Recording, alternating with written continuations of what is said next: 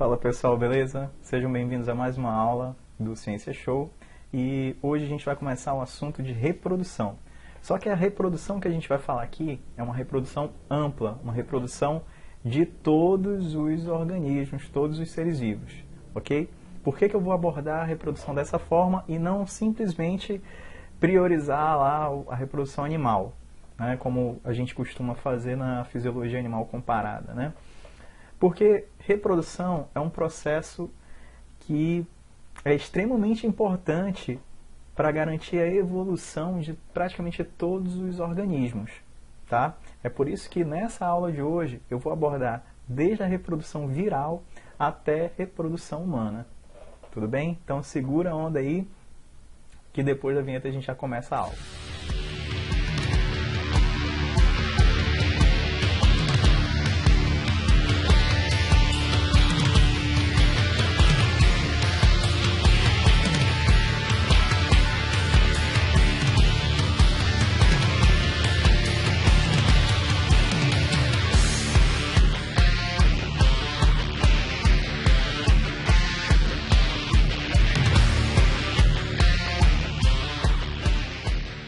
Muito bem, galera. Então, como é que a gente vai começar, né, esse conteúdo dessa aula de hoje?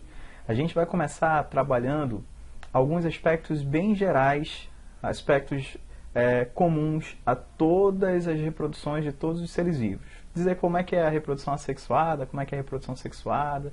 Depois a gente vai delimitar ali para cada grupo de organismo. A gente vai começar falando sobre vírus, depois falar um pouco sobre as bactérias, protistas.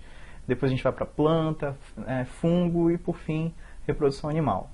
Tudo bem?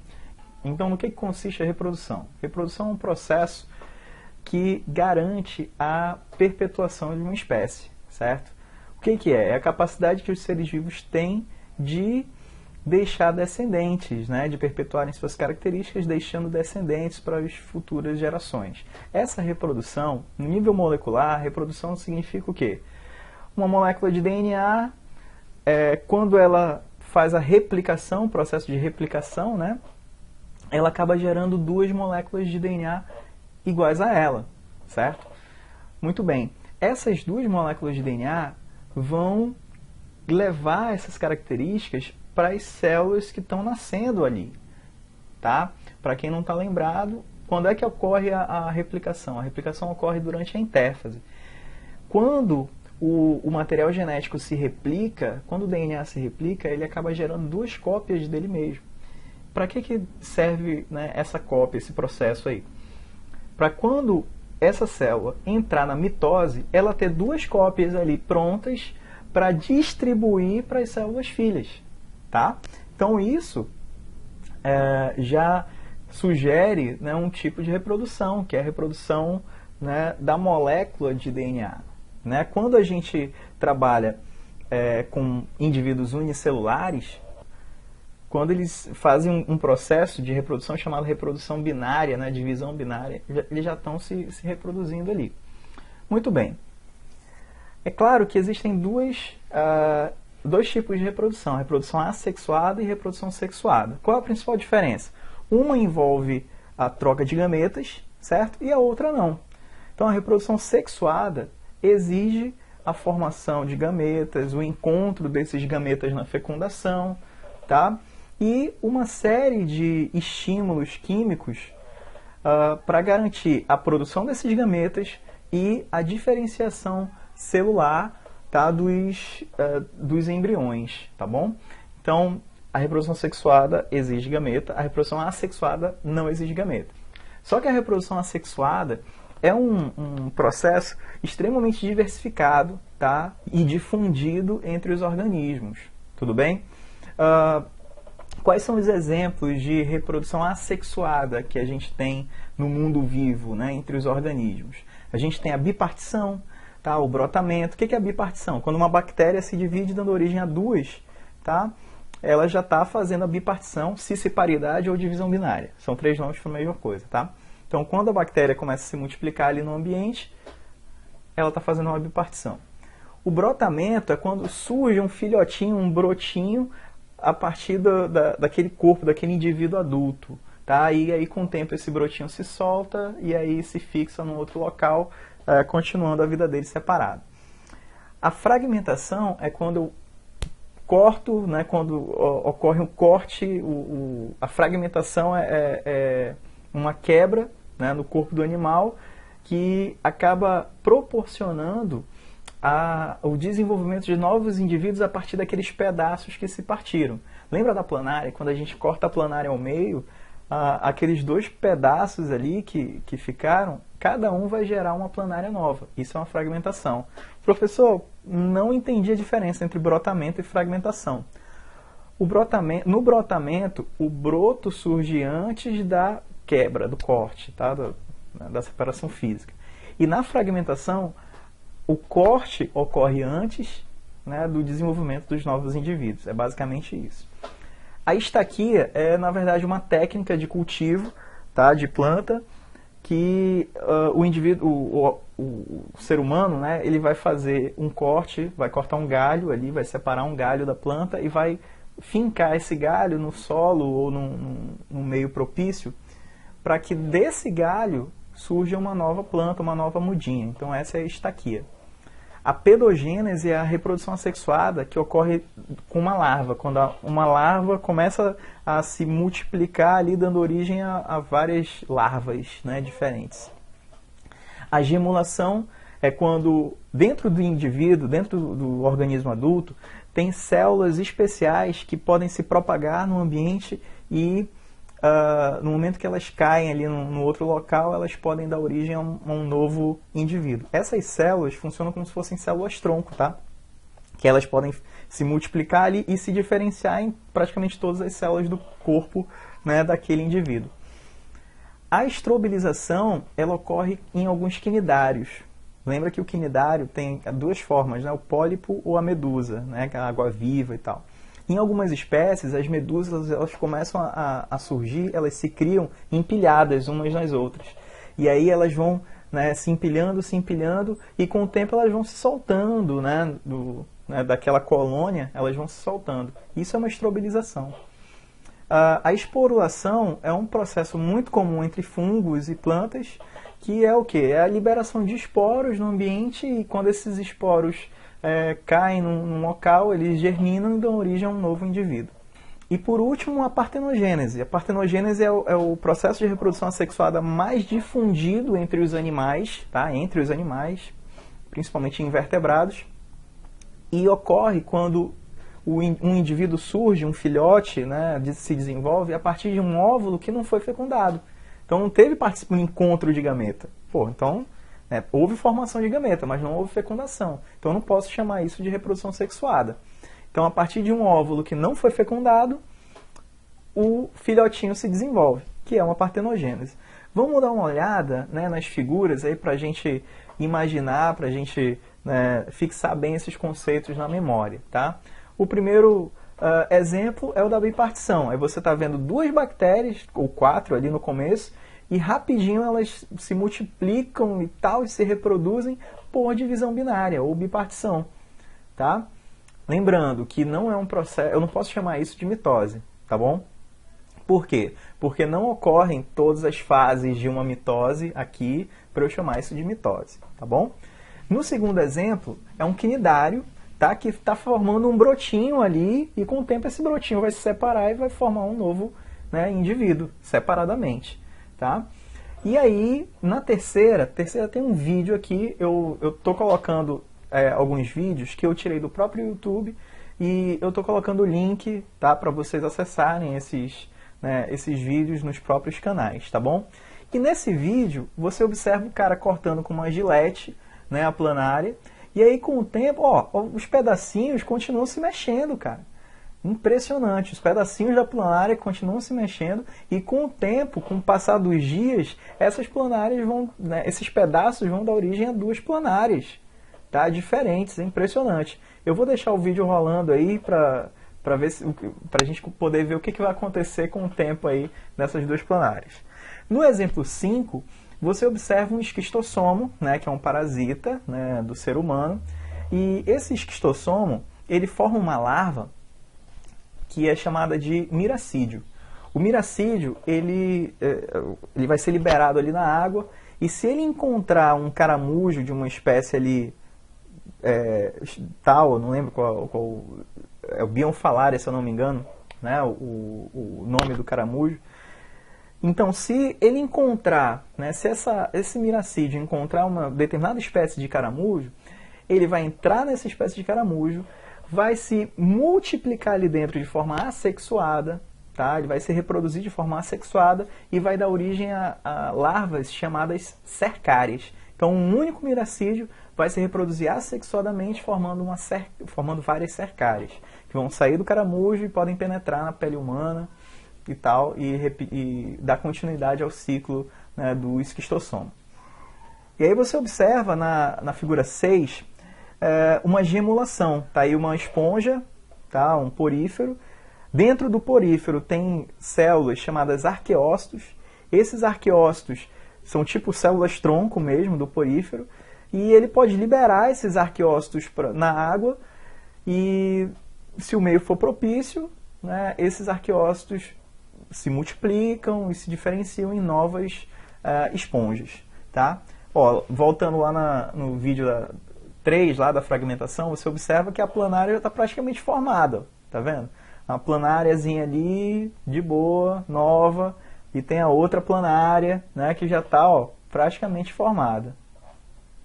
Bem legal. Ok, a figura 4 que eu esqueci de comentar é da estaquia. Observem a estaquia aqui, ó. E o cara tirou aqui o galho, né, a partir desse ramo que estava em crescimento, ele rompeu aqui o galho, cortou o galho e fincou as estacas aqui no outro lugar. E a partir dessas estacas a gente passa a ter uma nova plantinha, né? É tipo uma fragmentação induzida, podemos dizer assim. Na figura 8, você tem a esporulação de um fungo, né? Esse pozinho, essa fumacinha que está saindo, nada mais é do que os esporos do fungo, né, desse fungo aqui, que estão sendo liberados para o ambiente. Quando esses esporos caírem num outro local, eles vão dar origem a novos fungos. Tá? E nesse vídeo aqui, 7, você vai ver uma estrobilização acontecendo. Você está vendo aí uma espécie, né, de quinidário, tá? E aí esses bichinhos que estão se mexendo aí, que o vídeo está chamando de éfiras, são medusas jovens, né? Essas medusas, essas águas-vivas jovens, estão empilhadas aí nessa estrutura, e aí elas vão se mexendo, vão batendo os tentáculos delas para se separarem. Chega uma hora que elas se separam e vão viver a vida delas, aí vão terminar seu desenvolvimento, né, separadas. Ok? Muito bem. E eu separei um slide só para partenogênese. Por quê? Porque partenogênese é um processo bem interessante e muito complexo, né, e bastante difundido entre os animais.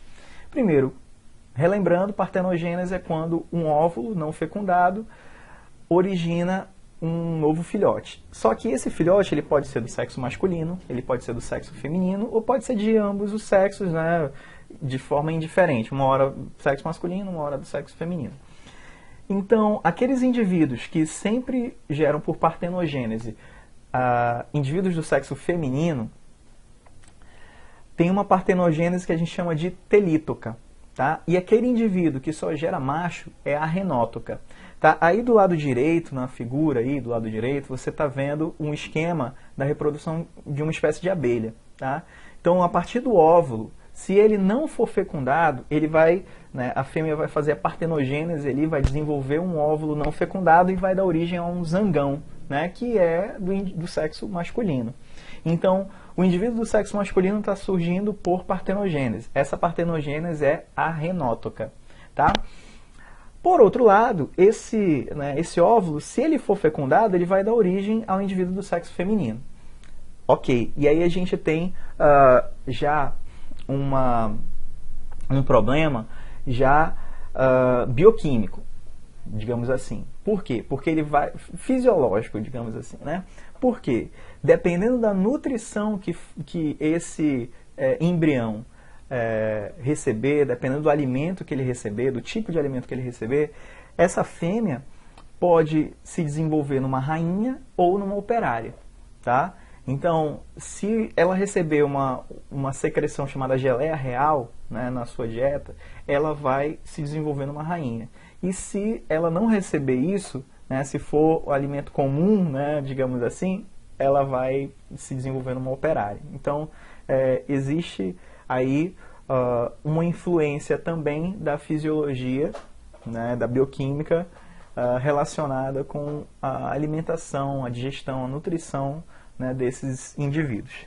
Tá, nessa figura do lado esquerdo, você está observando a reprodução do pulgão. Nessa reprodução, você pode analisar aí dois momentos, tá? Um momento em que ocorre a reprodução assexuada e um momento em que ocorre a reprodução sexuada.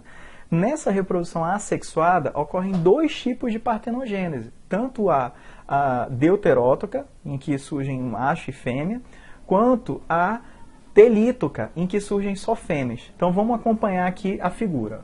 Aqui ocorre a reprodução sexuada, certo? O macho acasala com a fêmea e aí o ovo, tá? O ovo fecundado, ele vai se desenvolver no indivíduo do sexo feminino. A fêmea aqui, diploide, bacana.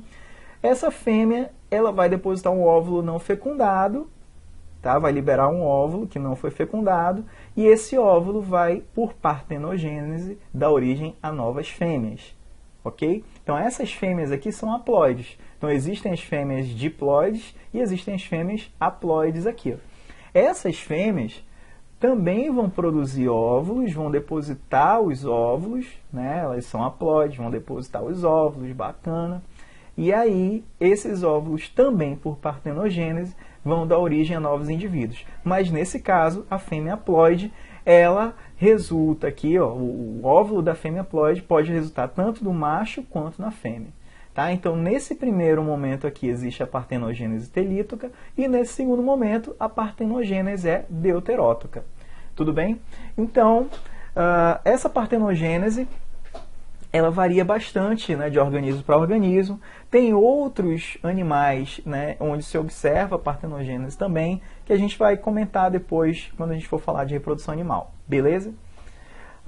Eu não posso deixar de falar, né, dos vírus quando a gente trata de reprodução, porque esses caras eles simplesmente mudaram o nosso ponto de vista, tá? Mudaram a nossa visão daquilo que a gente entendia como o dogma central da biologia molecular, que eu vou já relembrar aí com vocês. Tá?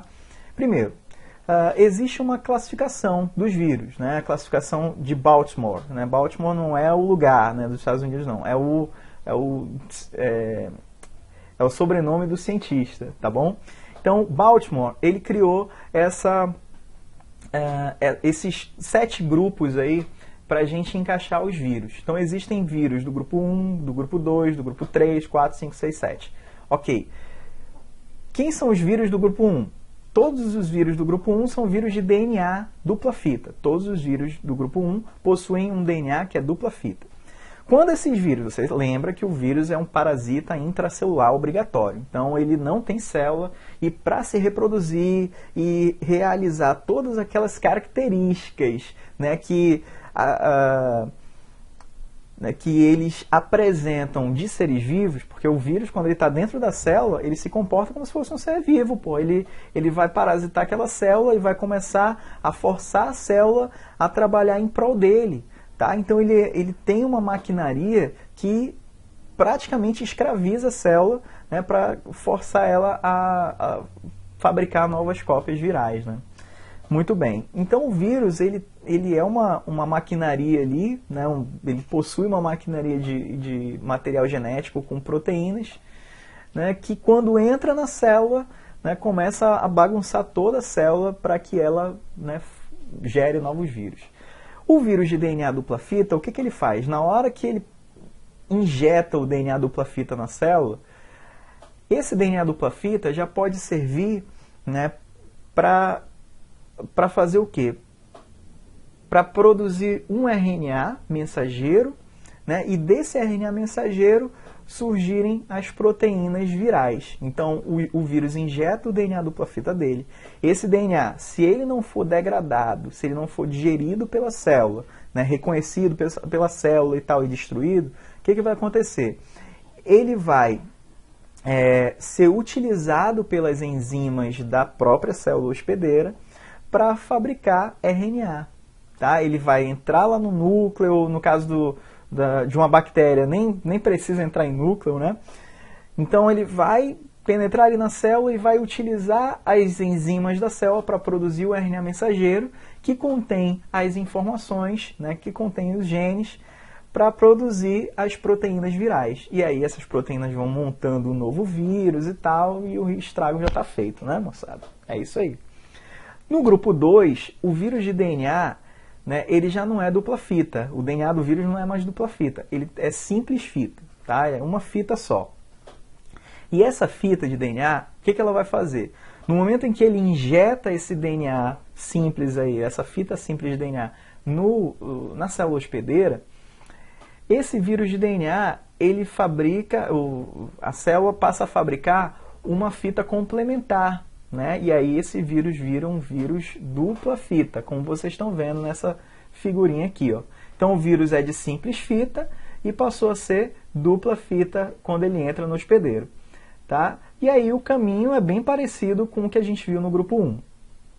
No grupo 3, o grupo 3 é interessantíssimo, né? Você tem aqui um RNA, uma molécula de RNA, que tem duas fitas de RNA. Parece um DNA, só que é RNA, tem uracila ali, entendeu? E tem ribose aí também.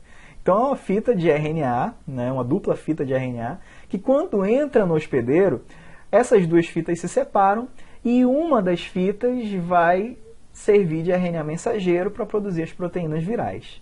Muito bem. Aí a gente vem para o grupo 4. Esse grupo 4 é sensacional. Você tem aqui um RNA de fita simples, tá? Quando esse RNA de fita simples é inserido na célula hospedeira, o que vai acontecer? Você está vendo um sinalzinho de mais aqui, né? Porque nessa classificação, o vírus de RNA de fita simples, ele pode ser de sentido positivo ou negativo. Qual a diferença entre essas duas moléculas de RNA? RNA+, e RNA-. O RNA+, quando ele entra na célula, ele já pode servir diretamente como RNA mensageiro para produzir proteínas virais. Só que essas proteínas são gigantes, tá? As proteínas que são feitas a partir do RNA positivo, do RNA+, são proteínas gigantescas, tá? Que podem ser clivadas, que podem ser quebradas em proteínas menores, em moléculas menores, tá? E desenvolver várias funções dentro da célula em prol do vírus, obviamente. Então essas proteínas gigantes são chamadas de poliproteínas, que eu estou colocando o nomezinho aqui, ó, poliproteínas. Beleza. Tá aqui o nome, tá? Observa aí, poliproteína. Então essas poliproteínas são produzidas a partir do RNA+, tá? Da fita de RNA positivo. Aí essas proteínas são quebradas, como eu falei, e podem dar origem a várias outras, né, proteínas virais. E uma tem uma função importantíssima nesse grupo 4 aí, que é a replicase. O que a proteína replicase faz? Gente, a replicase ela produz um RNA a partir de uma outra molécula de RNA. Olha que louco, é como se fosse uma DNA polimerase. Tá? O que a DNA polimerase faz? Ela fabrica duas moléculas de DNA a partir de uma, né? E a replicase ela faz isso, ela produz duas moléculas de RNA a partir de uma. Tá? Ela produz outra molécula de RNA no sentido que agora essa molécula de RNA é negativa, é de sentido negativo, e ela vai ser usada, né, para fabricar o RNA mensageiro. Tudo bem? Então essa molécula de RNA negativo, ela vai ser usada para fabricar o RNA mensageiro, que é um RNA menor, geralmente é um RNA menor do que o RNA positivo, tá? Quando eu falo assim, vírus de RNA positivo, ele já serve como esse RNA já serve como RNA mensageiro? Serve, mas se a gente for comparar o tamanho dos RNAs mensageiros mesmo, né? E essa fita de RNA positivo, ela é gigante, né, na frente dos RNAs mensageiros, né, normais, digamos assim. Muito bem, então o RNA negativo, ele serve de quê? Ele serve de molde para a produção dos RNAs mensageiros, né, do vírus, que separadamente, né, esses RNAs mensageiros vão atuar na produção de várias proteínas, separadamente, tá? Diferente. Você vai ter um RNA mensageiro para um gene, um RNA mensageiro para outro gene, um RNA mensageiro para uma proteína do capsídeo, um RNA mensageiro para proteína, uma enzima, enfim. Cada RNA mensageiro vai ter uma informação ali. Diferente do RNA positivo, né, do RNA+, que vai ter o quê? Uma informação só para a produção de 2 ou 3 proteínas gigantescas, 2 ou 3 poliproteínas, que podem ser quebradas futuramente, dando origem a proteínas menores. Então, observa a diferença aí, tá? O grupo 5 é o grupo de RNA negativo, tá? O RNA no sentido negativo, o RNA-. O que vai acontecer? Quando esse RNA negativo entra na célula, ele vai servir como um molde para a produção do RNA mensageiro. E aí o caminho é parecido com o que a gente viu no grupo 4. Professor, grupo 6 e grupo 7, o que eles têm em comum? Os dois possuem no seu genoma, tá? No seu material genético, informações para a produção de uma enzima que é chamada transcriptase reversa. Professor, que nome louco é esse? Transcriptase reversa é uma enzima que faz o inverso da transcrição. O que a transcrição faz? DNA vai ser usado para fabricar RNA. A transcrição reversa, ela faz o quê? O RNA vai ser usado para produzir DNA. Tá? E aí eu vou dar uma pausa aqui para mostrar o seguinte. Lembra aqui no cantinho, né, da imagem, você está vendo o esquema do dogma central da biologia molecular. E o dogma central da biologia molecular, anteriormente, era isso aqui, ó, né? Muito fácil, né? Muito simplesinho. Você tinha aqui o DNA vai ser usado para fabricar RNA no processo de transcrição. E o RNA vai ser usado para fabricar proteína no processo de tradução, né? E às vezes o que vai acontecer? O DNA vai ser usado para fabricar nova molécula de DNA pela replicação. E aí os vírus, gente, olha o que os vírus fizeram. Eles bagunçaram essa parada aqui. Né? Por quê? Com os vírus, a gente descobriu que existe uma replicase que faz isso aqui. Ó, né? A replicase faz uma molécula de RNA produzir outras cópias de RNA, a replicase. E a transcrição reversa, ela faz isso aqui. Ó, ela faz o RNA produzir DNA. Então, a transcrição reversa. Ok? Então, por isso que eu digo que os vírus praticamente bagunçaram, né, aquela ordem, né, do dogma central da biologia molecular. Vamos continuar aí nossa aula, tá? Ok, o grupo 6 é um grupo que tem RNA positivo, só que quando ele injeta esse RNA positivo na célula, ele vai fazer a transcrição reversa, vai produzir DNA. E no que ele faz o DNA... A partir do momento que ele faz o DNA, o ciclo fica parecido com o do grupo 1. Tá? E o grupo 7? O que é o grupo 7, para a gente finalizar aí? O grupo 7 tem DNA. Tá? Tem DNA. Quando ele injeta o DNA dele na célula, ele produz um RNA. Aí esse RNA pode fazer, né, a transcrição reversa e produzir DNA. Professor, para que o vírus desenvolve uma estratégia tão complicada como essa do grupo 7? Para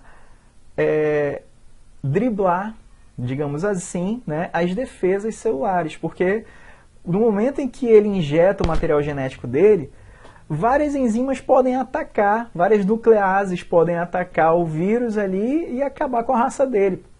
Tá? Então, essas estratégias são saídas, né, são reflexos da coevolução, né, vírus-hospedeiro, tá bom? Então, vamos continuar aí. Aqui, nessa figura, você observa uma relação de abundância, tá? Quais são os vírus mais comuns, né, mais abundantes aí no planeta? Vírus de RNA simples, positivo, vírus de RNA simples, negativo e vírus de DNA dupla fita. Nesse grupo aqui, no grupo 4, você está observando o grupo dos coronavírus aqui, ó. Tá? É um grupo bem abundante. E ele tem lá aquela estratégia do vírus RNA fita simples, positivo, tá bom? Ele tem replicase e tal.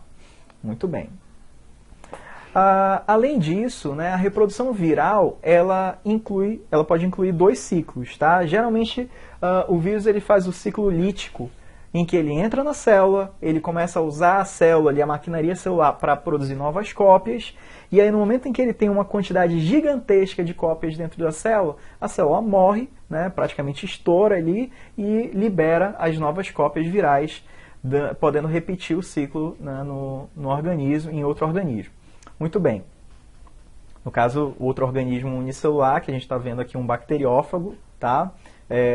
Um bacteriófago parasitando uma bactéria, então no momento que aquela bactéria estoura, ele pode parasitar outra bactéria. Mas outros vírus podem fazer isso, tá? E, enfim. Existe um outro ciclo, que é o ciclo lisogênico, né, que alguns vírus também podem fazer, e esse ciclo ele é até mais preocupante do que o ciclo lítico. Por quê? Porque no ciclo lisogênico, no momento em que o material genético entra na célula, ele se integra no material genético da hospedeira, tá? Ele se insere ali no meio do cromossomo hospedeiro, e aí ele fica ali disfarçado, escondido, né? Se reproduz junto com a reprodução bacteriana, enfim. E aí chega uma hora que ele pode entrar no ciclo lítico e começar a produzir as proteínas virais e acabar matando a célula. Mas percebe que o risco é dele manter o genoma dele, manter o DNA dele integrado ao genoma do hospedeiro. Nós, por exemplo, nós temos vários exemplos, né, várias evidências de infecções dessa natureza. Né? Nós temos evidências de genes virais que se perpetuaram ao longo de gerações no nosso próprio genoma. Tá? Muito bem. Quando a gente fala de bactéria, né, a gente já falou de vírus, né? Vamos falar um pouquinho de bactéria. Né? As bactérias, elas têm a reprodução assexuada, que é a divisão binária ou bipartição, que a gente acabou de falar, né? A gente falou ainda agora. E quando a gente fala de reprodução sexuada de bactéria, é claro que bactéria não forma gameta, não produz gameta. Então não existe uma reprodução sexuada genuína, tá? Não existe uma reprodução sexuada genuína. O que existe é o que eu entendo, professor Roberto, eu entendo como uma transição de reprodução assexuada para sexuada. Por quê? Porque esses processos que eu vou mostrar para vocês aqui não são reprodução assexuada e também não são reprodução sexuada. Porque eles estão garantindo uma certa variabilidade genética para a bactéria, ainda que não formem gametas. O primeiro exemplo aí é a transdução. O que está acontecendo na transdução? Na transdução, aquele vírus que infectou aquela bactéria no ciclo lisogênico e tal, passou um tempão no ciclo lisogênico, aí chegou uma hora, ele despertou e estourou a bactéria e levou com ele, né, pedaços do genoma daquela bactéria que ele estava infectando. No momento em que ele entra numa outra bactéria, aqueles genes daquela bactéria anterior entram junto. Então ele está, de certa forma, contribuindo para transmitir genes de uma bactéria para outra. Esse processo é chamado de transdução, em que o vírus ele acaba levando pedaços de DNA de uma bactéria que ele está infectando para outra bactéria que ele vai infectar novamente. Tá? Muito bem. Já a transformação é quando uma bactéria ela adquire, ela envolve, ele absorve o DNA do que está ali ao redor dela, né, absorve uma molécula de DNA do meio, e se ela não degrada, se ela não digere esse DNA ele tem dois caminhos. Tá? No momento que ele entra na bactéria, ele tem dois destinos possíveis. Ou ele vai ser digerido, né, e aí os nucleotídeos dele podem ser usados pela própria bactéria, ou ela pega esse DNA e introduz no cromossomo dela, no genoma dela, e passa a fazer parte, né, da característica dela. Existe isso? Claro, e a engenharia genética usa isso exaustivamente, usa muito, usa bastante. Então eu trouxe aqui um exemplo que ilustra bastante esses dois conceitos, tanto de transdução quanto de transformação, tá? Não é só de transformação, não. Muito bem. Esse mecanismo de CRISPR, né, essa técnica de CRISPR, aí, na verdade, é uma estratégia de defesa que as bactérias possuem. Tá? É como se fosse um sistema imunológico da bactéria. O que acontece?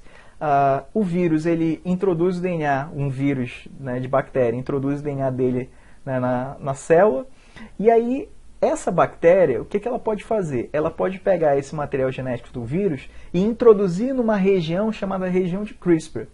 Nessa região, ela guarda todos os pedaços de DNA de todos os vírus que infectaram ela. Tá? Então, é nessa região de CRISPR que está ali a memória imunológica da bactéria. Se ela sobreviver a essa infecção, obviamente, e foi infectada por um outro vírus dessa mesma espécie, o que vai acontecer? No momento em que ele injetar o DNA dela, o DNA nela, né, no citoplasma dela, o que vai acontecer? Ela vai ter ali dentro do cromossomo dela uma sequência que vai identificar aquele DNA do vírus. E aí ele vai dizer, opa, pô, eu já fui infectado por esse vírus aqui.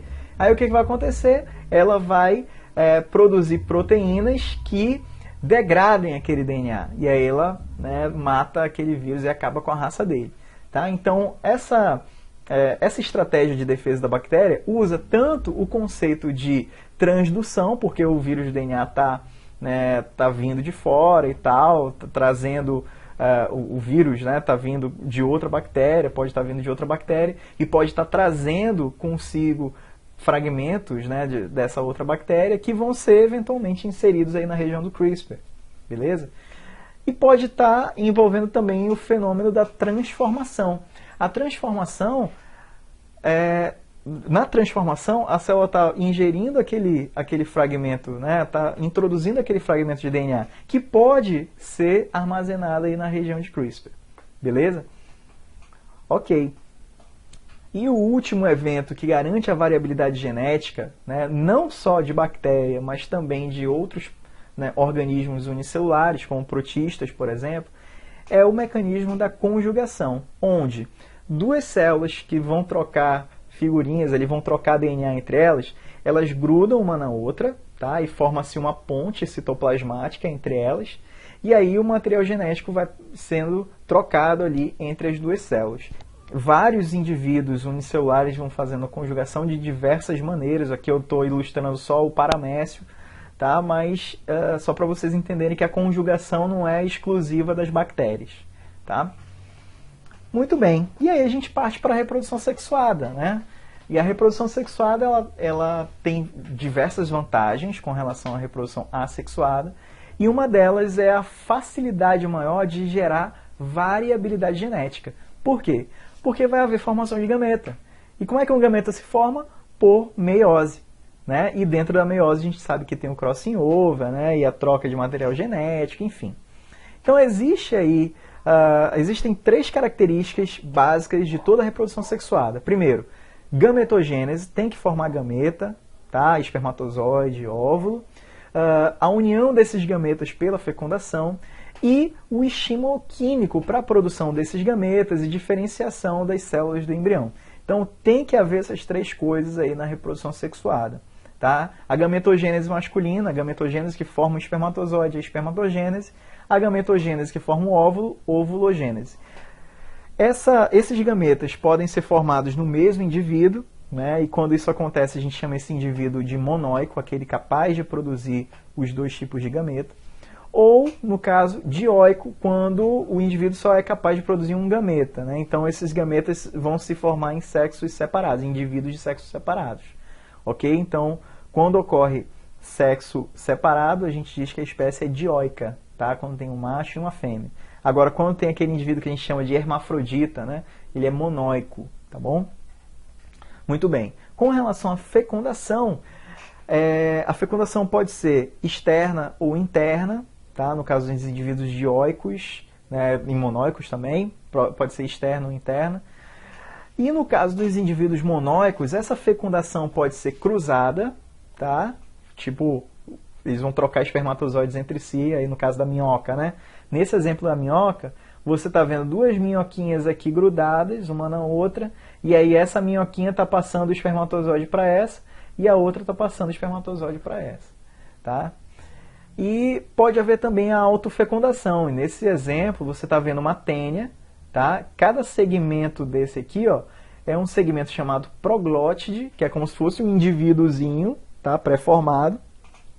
E essa proglótide, ela tem todo, né, o aparelho reprodutor da tênia, toda a fisiologia da tênia está ali naquela proglótide, tá bom? Em cada compartimento desse aí.